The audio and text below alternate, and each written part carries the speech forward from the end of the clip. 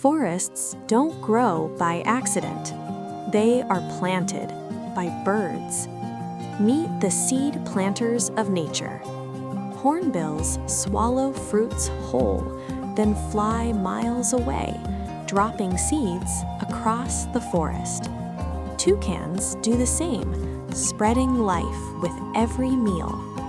Fruit pigeons carry seeds over rivers, mountains, even burned land. No birds, no new trees.